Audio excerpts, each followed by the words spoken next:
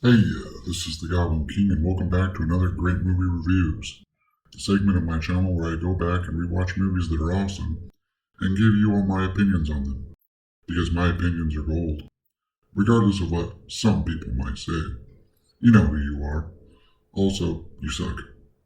I was inspired to review this particular movie due to the ever-expanding woke disaster that is Disney, in all its immutable forms. It has become the many-headed beast, and we can only pray that someday soon a hero will rise up to slay it.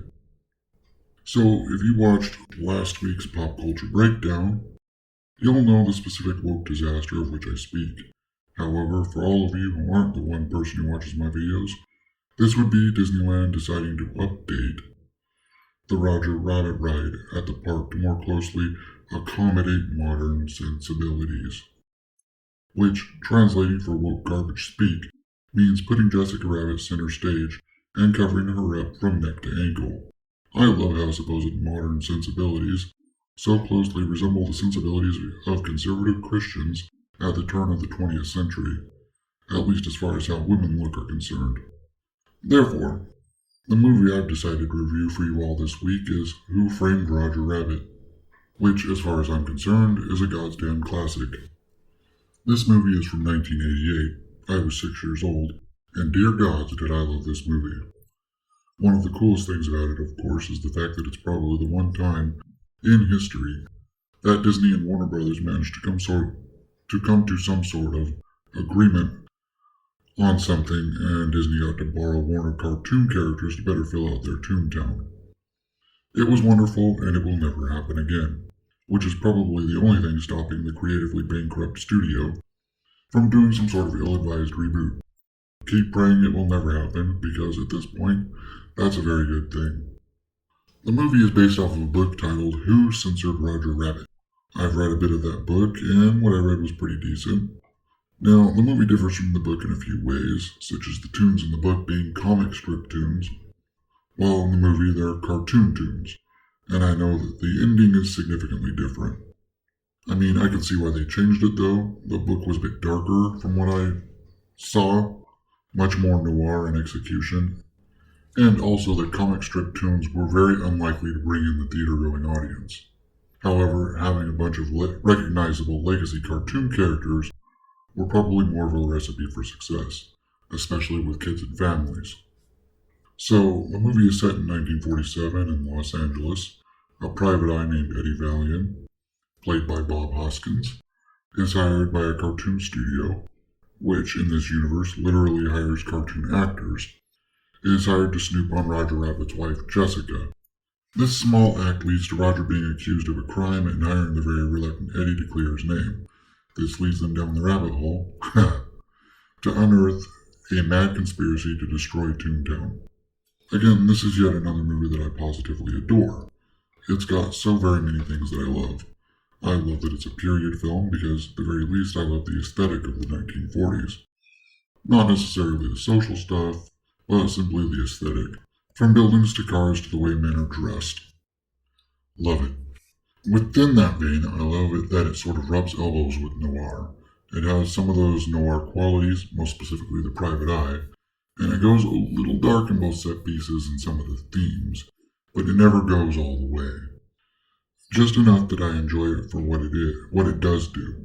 I love humor. I mean, I can't imagine anyone who isn't dead inside that doesn't love humor. Especially goofy cartoon humor, which this film has aplenty. There's also the technical aspect that I loved. I didn't really get into the technical aspect of filmmaking the way some Uber fans do, at least not often. However, this is one of those films that just blows me away every time I see it. And I love how they managed to put cartoon characters in the same scenes with live actors. And even have them interacting. I mean, it's old, so there's some stuff you can tell, but still, you have to admire it, and I do. For instance, one of the very first scenes in the film is Eddie walking out onto the production lot of Arcane Maroon's studio, and the camera is panning around him, and you just have all these cartoons just sort of there. Sort of like it's just another day, but there are cartoons walking around and interacting with all this real world stuff, you know? Like it's just an everyday thing, and I love it. One of my other favorite scenes now this is from my childhood, is Eddie going into the Ink and Paint Club, which is kind of a speakeasy for humans to watch Toons perform in person. The very first act that's playing as Eddie walks in is Donald Duck and Daffy doing that dueling piano sequence that was done in a lot of the older cartoons. They're interacting with each other and trying to one-up each other, and it's pretty fucking great to see these two Warner and Disney cartoon characters together on screen. It's just cool.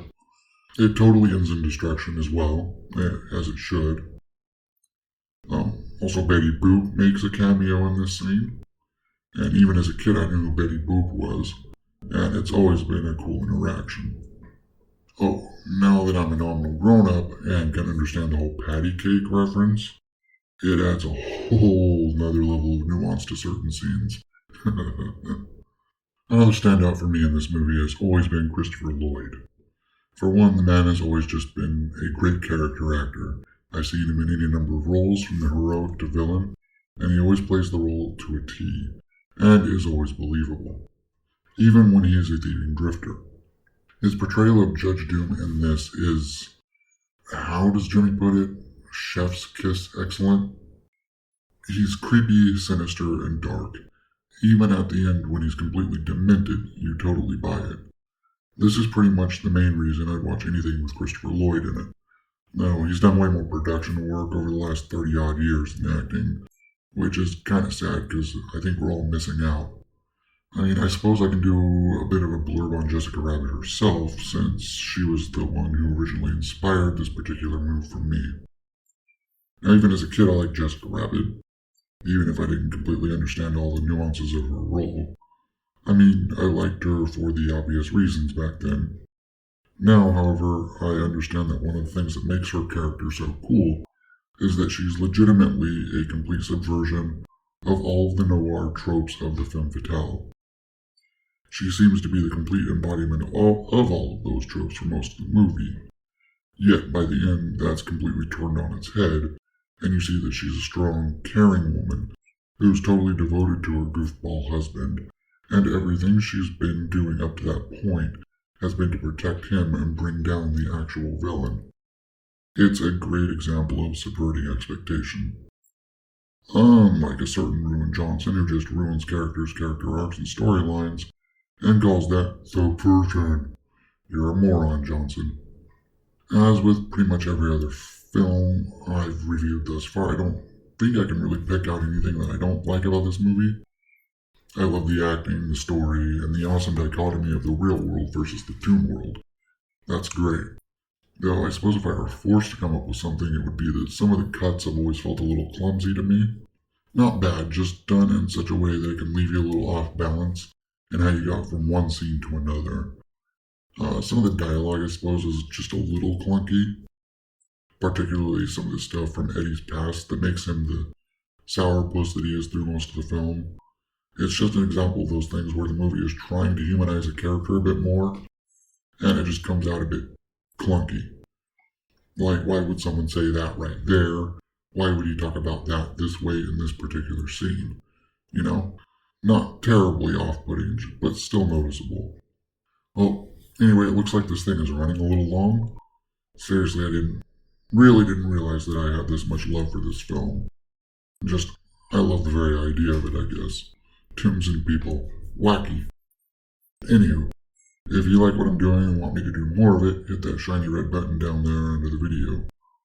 All bright like a cartoon. Makes you wonder what happens if you push it on.